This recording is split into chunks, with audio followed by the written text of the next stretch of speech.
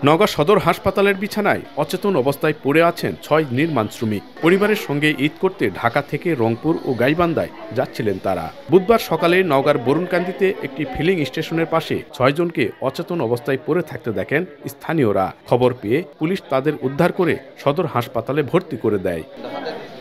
একজন জানান, তারা রংপুর ও গাইবান্ধার বাসিন্দা, পেশায় রাজমিস্ত্রি। ঈদের ছুটিতে বাড়ি ফেরার জন্য মঙ্গলবার রাত ১২টার দিকে রাজধানীর গাবতলী থেকে একটি ট্রাকে ওঠেন।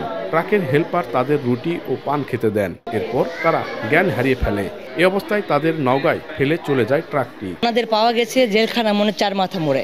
তাদের হুঁশ ছিল না, আমরা ওখান থেকে ওদেরকে তুলে নিয়ে সরাসরি হাসপাতালে চলে আসি।